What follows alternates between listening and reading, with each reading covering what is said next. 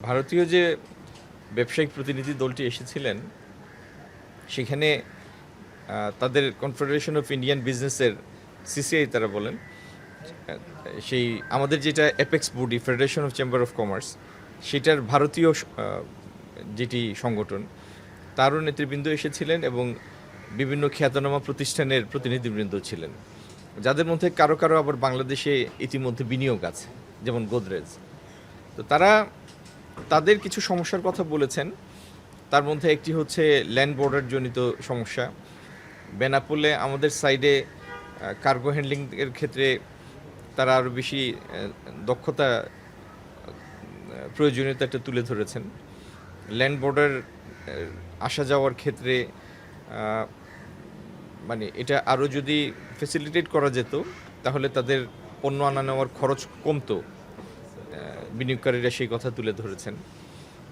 আর আরেকটি প্রস্তাব এসেছে, সেটি হলো ভারতীয় এবং বাংলাদেশের ব্যবসায়ীদের মধ্যে দুটো বিষয়ে টাস্ক ফোর্স করার। একটি হচ্ছে ইন্ডিয়ান ডিজিটাল ট্রান্সফরমেশন এখন যেভাবে হচ্ছে, আর আরেকটি হচ্ছে ইনফ্রাস্ট্রাকচারের ক্ষেত্রে কিভাবে ভারতীয় বিনিয়োগকারীদের সম্পৃক্ত করা যায় বা ফিন্যান্স আনা যায়, সেই বিষয় নিয়ে ভারতীয় ব্যবসায়ীরা দুটো টাস্ক ফোর্সের প্রস্তাব দিয়েছেন। তো সেটা তারা আজকে এফপিসিসির কাছে তুলবেন। এফপিসির সাথে তাদের মধ্যাহ্নভোজ আছে এবং ভালো উদ্যোগ এটি। তো আমরা মনে করি এটি একটি ভালো উদ্যোগ। খুবই নির্দোষ একটা প্রশ্ন। এটি হলে কি হবে? আমাদের ইনফ্রাস্ট্রাকচারের জন্য ভারত তার জিডিপির 6.5% ব্যয় করে প্রতি বছর।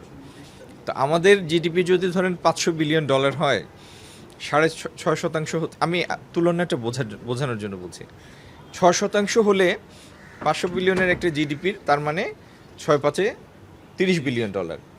তো $30 বিলিয়ন মানে $3,000 কোটি। $3,000 মানে প্রায় 4 লাখ কোটি টাকা। তো আমাদের এডিপির সাইজই তো এত না, ইনফ্রাস্ট্রাকচারে সেই পরিমাণ খরচ থেকে অনেক দূরে আছি। আর আমরা আগামী দিনে $1 ট্রিলিয়ন ইকোনমিতে যেতে চাই, তো অবকাঠামো তো দরকার। তো অবকাঠামোর জন্য, নির্মাণের জন্য যে পরিমাণ বিনিয়োগ দরকার, অবকাঠামো কি মনে করেন আপনি এখন ঢাকা চট্টগ্রাম নতুন ট্রেন লাইন করবেন বা নতুন হাইওয়ে করবেন বা বাংলাদেশের অন্য কোনো জায়গায় হাইওয়ে করবেন, আপনি পোর্টের জন্য অবকাঠামো তৈরি করবেন, এলএনজির জন্য অবকাঠামো তৈরি করবেন, এগুলি সবই হচ্ছে অবকাঠামো, ইনফ্রাস্ট্রাকচার। তো ইনফ্রাস্ট্রাকচার ছাড়া তো অর্থনীতি আগাবে না, বিনিয়োগ আগাবে না। তো অবকাঠামোর পিছনে বিনিয়োগ দরকার। তো সেই বিনিয়োগের জন্য যদি ইন্ডিয়ান বিনিয়োগকারীরা আগ্রহী হন আর সেটা যদি আমাদের জন্য ফলদায়ক হয়, তাহলে সেই সহযোগিতা তো হতেই পারে। এটি একটি ওয়েলকাম প্রপোজাল। তারা আগ্রহ দেখিয়েছেন। তারা টাস্কফোর্স, মানে এটা B2B, business to business task force করার একটা প্রস্তাব করেছেন। তো আজকে ফেডারেশন অফ আমাদের এফপিসির সাথে তাদের একটি বৈঠক আছে, সেখানে সেই প্রস্তাবটা তারা তুলবেন এবং আমার মনে হয় এটা একটি ভালো উদ্যোগ হতে পারে। আমি মনে করি এটা একটা ভালো উদ্যোগ।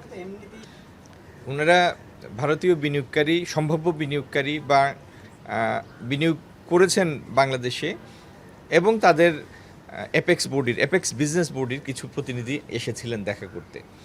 তো সেখানে তারা বলেছেন যে ল্যান্ড বর্ডারগুলি দিয়ে যদি মালামাল আসা যাওয়া করে, তার এখানে ইতিমধ্যে যারা বিনিয়োগ করেছেন তারা বলেছেন যে তাদের পণ্যের খরচটা তাদের কমবে, কাঁচামালের খরচ কমবে।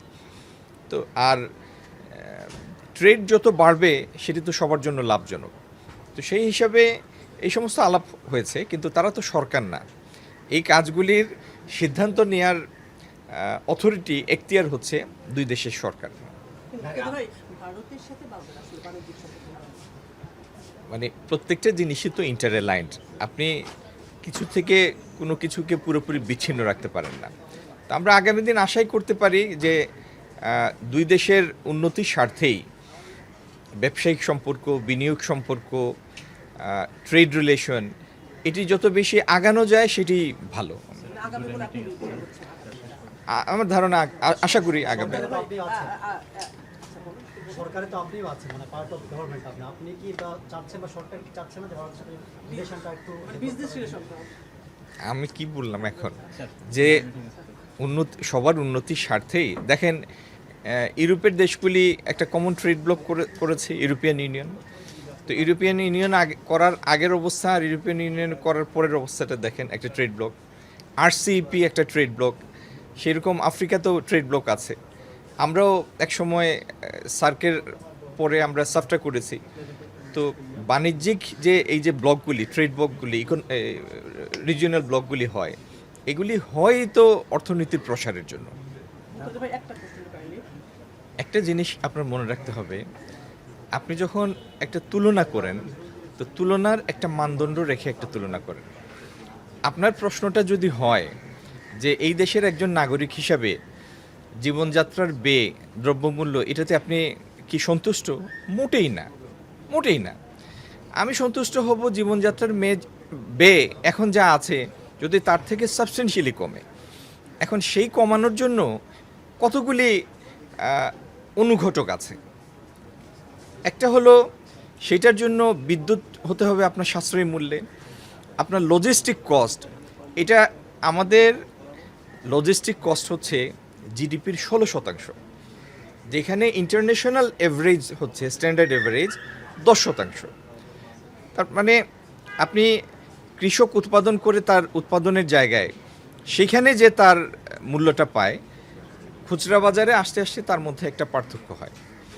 যখন অবকাঠামোর উন্নয়ন হবে, আবার ওই আগের কথায় ফিরতে হয়, ইনফ্রাস্ট্রাকচার যখন ভালো ইনফ্রাস্ট্রাকচার হবে, অবকাঠামো যখন ভালো হবে, যোগাযোগটা যখন স্মুথ হবে, আপনার উৎপাদনের জন্য যেটা জ্বালানির নির্ভরতা, সেটা যখন নির্ভরযোগ্য একটা অবস্থায় পৌঁছাবে, তখন জীবনযাত্রার ব্যয়টা কমবে।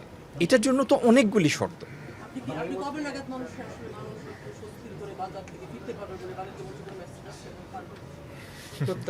আপনি আমাকে মানে গণক ঠাকুর হতে বলছেন, এটা তো এইভাবে গণক ঠাকুর হওয়া যায় না। এই এই এই জিনিসটা হওয়ার জন্য এবং এটার কোনো আপনি আইডিয়াল একটা স্ট্যান্ডার্ড সেট করতে পারবেন না। জীবনযাত্রার ব্যয় কমানো এটা একটা ক্রমাগত পদক্ষেপ। মনে করুন উৎপাদন ব্যয় কেন বাড়ে? উৎপাদন বাড়ে যদি উৎপাদনের অনুঘটকগুলি, উৎপাদন করার জন্য আপনি একটা মিল স্থাপন করবেন, সেই মিলে বিনিয়োগ নেবেন, ঋণ নেবেন, তাহলে ঋণের সুদ কমতে হবে। আপনি পণ্য উৎপাদন করবেন, সেটার জন্য জ্বালানি, সেটা গ্যাস হোক, ইলেকট্রিসিটি হোক, তাহলে সেটা কম হতে হবে। আপনার যিনি উৎপাদন করেন, যে শ্রমিক, তার প্রোডাক্টিভিটি বেশি হতে হবে, উৎপাদনশীলতা বেশি হতে হবে। আপনার যোগাযোগ ব্যবস্থা ভালো হতে হবে, যাতে আপনি সাশ্রয়ী মূল্যে এক জায়গা থেকে আরেক জায়গায় পণ্য পরিবহন করতে পারেন। এরকম অনেকগুলি জিনিস মিলে একটা আইডিয়াল কন্ডিশনে পৌঁছা যায়। এটা একটা ফরমাইশি ব্যাপার না যে আপনি একটা ক্যালেন্ডারে তারিখ বললেন যে অমুক তারিখ থেকে জিনিসটা কমে যাবে। আমরা আগাচ্ছি। আপনি একটু জিনিসটা বিবেচনা করেন। আমরা যে অবস্থায় দায়িত্ব নিয়েছি, সেখানে আমাদের কাছে গ্যাস সরবরাহের জন্য দুটো এলএনজির এফএসআরইউ আছে। নতুন একটা এফএসআরইউ সংযোগের জন্য 2 থেকে 4 বছর সময়ের দরকার। কারণ শুধু এফএসআরইউ না, এফএসআরইউর সাথে আপনি মূল গ্রিড পর্যন্ত একটা সাবসি পাইপলাইন গাড়তে হয়। ইতিমধ্যে সরকার একটা এফএসআরইউ কনস্ট্রাক্ট করার জন্য অনুমোদন দিয়েছেন, নীতিগত অনুমোদন দিয়েছেন। আরও কয়েকটার জন্য সরকার কাজ করছে। সরকার আমাদের কয়লা ভিত্তিক বা গ্যাস ভিত্তিক বিদ্যুৎ কেন্দ্রগুলি যাতে নিরবিচ্ছিন্নভাবে চালানো যায়, তার জন্য কাজ করছেন। এতগুলি প্রতিবন্ধকতার মুখেও আমরা দ্রব্যমূল্য, আমি আপনাদেরকে একটা চার্ট করে দিব, তাহলে আমাদের সবার জন্য কম্পেয়ার করাটা ইজি হবে। 24-এ আমরা কোথায় ছিলাম, 25-এ কোথায় ছিলাম, এখন কোথায় আছি। এত প্রতিবন্ধকতার মধ্যেও আল্লাহর মেহেরবানি, এটা কোনো কারো কৃতিত্ব না, আল্লাহর অশেষ মেহেরবানি এবং আমাদের ভোক্তাদের শৃঙ্খলার কারণে, উৎপাদকদের একনিষ্ঠতার কারণে আমরা দ্রব্যমূল্য একটা স্থিতিশীলতার মধ্যে রাখতে পেরেছি। এটা কিন্তু সোজা ব্যাপার না। এই জিনিসগুলি করার জন্য অনেকগুলি সাপোর্টিভ মেকানিজম দরকার। তো অনেক প্রতিবন্ধকতার মধ্যে আমরা যে কাজগুলি করছি, আমার মনে হয় আমরা লক্ষ্যের দিকে এগিয়ে চলছি। এখন আপনি যদি বলেন যে 6 মাসের মাথায় আমাকে দৃশ্যমান রেজাল্টগুলি এনে দেন, আপনার এটা বুঝতে হবে এই রেজাল্ট তৈরির জন্য একটা প্রক্রিয়া লাগে। সেই প্রক্রিয়াটা সম্পন্ন হওয়ার সময় আপনাকে দিতে বাজারে হবে। সবজি আপনি 60 থেকে 80 টাকা কেজি বা 90 টাকা বা 100 টাকা কেজিও আছে। এটাকে আপনি যে স্থিতিশীল বলেন, মানে এটা তো অনেকের কাছেই, মানে আমার মতো লোকের কাছেও অনেক বেশি। এটা কি আপনি স্থিতিশীল বলছেন? না ভাই, আপনার একটা জিনিস বুঝতে হবে যে সবজিটা হলো শীতের উৎপাদন। হ্যাঁ, আপনি এখন যেখানে আমরা দাঁড়িয়ে আছি, আজকে হচ্ছে 18 অগাস্ট। হ্যাঁ, আপনি যদি বছরের অফ সিজনে গিয়ে বলেন এখন আমাকে আম এনে দেন 40 টাকা কেজিতে, এটা যাকে বলবেন তার প্রতি আপনি সুবিচার করবেন না। আমাদের দেশে এখনও এরকম সায়েন্টিফিক মডেলে গ্রিন হাউস উৎপাদন শুরু হয় নাই, যে সারা বছর অ্যাভেলেবল রাখার জন্য পরিকল্পিত উপায়ে আমাদের উৎপাদকরা সবজি উৎপাদন করেন। এই যে যেমন ধরেন, আমি আপনাকে একটা উদাহরণ দিই। পেঁয়াজ বাংলাদেশে এখন 40 লক্ষ টনের বেশি উৎপাদন হয়। আমাদের যে পরিমাণ চাহিদা, দেশের যে চাহিদা, তার থেকে অনেক বেশি পরিমাণ পেঁয়াজ এখন আমরা উৎপাদন করছি। তারপরেও বছরের একটা সময় এসে পেঁয়াজের গ্যাপ পড়ে, কারণ সিজনাল গ্যাপ। এই জিনিসগুলি আপনার বুঝতে হবে যে আমাদের উৎপাদকরা সময়ের সাথে সাথে সিজনের যে গ্যাপ, এই গ্যাপটা পূরণ করার মতো করেও তারা উৎপাদনের একটা ফেজে যাবে। যেমন আজকে থেকে কিছুদিন আগেও সিলেট অঞ্চলে তরমুজ হতো না। এখন সিলেটে যে সময় তরমুজটা তুলে, মানে ফসলটা হাতে আসে, সেই সময় বাংলাদেশের অন্যান্য জায়গায় তরমুজ বোনা শুরু হয়। তো এইভাবে এটা এই যে ম্যাচুরিটি বা এই যে বিজনেসটা ফ্লারিশ করা, উৎপাদনের ম্যাক্সিমাম রিটার্ন তুলে আনা, এটাও একটা পর্যায়ক্রমিক প্রক্রিয়া। আমাদের কৃষি মন্ত্রণালয় এই বছরই উদ্যোগ নিচ্ছেন এই সিজনাল গ্যাপটা, কাঁচামরিচ, পেঁয়াজ ইত্যাদির ক্ষেত্রে সিজনাল গ্যাপটা কমিয়ে নিয়ে আসার জন্য তারা ইভেন কন্ট্রাক্ট ফার্মিংয়ের জন্য প্রজেক্ট হাতে নিতে যাচ্ছেন। এই ফলগুলি দেখার জন্য আপনার একটু অপেক্ষা করতে হবে, ফরমাইশি হবে না। পরবর্তী সরকারের সময় আমরা দেখেছিলাম যে অনেকগুলো বর্ডার হাট বন্ধ হয়ে গিয়েছিল। সেই বর্ডার হাটগুলো চালু এবং নতুন করে বৃদ্ধির কোনো পরিকল্পনা আপনাদের আছে? সেটা আমাদের ইন্ডিয়ান কাউন্টার পার্টির সাথে বসলে তখন আপনাকে এই ফলাফলটা বলতে পারবো। তবে ট্রেড যত বাড়ে, আমি আগেও বলেছি, ট্রেড যত বাড়ে সেটাই সংশ্লিষ্ট প্রত্যেক পক্ষের জন্য লাভজনক, সহায়ক। ধন্যবাদ। গ্যাস বিদ্যুৎ যে সমস্যাটা, তার মানে গ্যাস বিদ্যুৎ স্বাভাবিক না হওয়া পর্যন্ত বাজারের উপর আসলে স্থিতিশীলতা বলাটা মুশকিল বিষয়টা, কারণ এটার সাথে যেগুলো রিলেটেড এটাই তো কথার এটাই তো কালকে আপনি আমাকে বলেছেন যে জিজ্ঞেস করেছেন দ্রব্যমূল্যের আইডিয়াল একটা কন্ডিশন।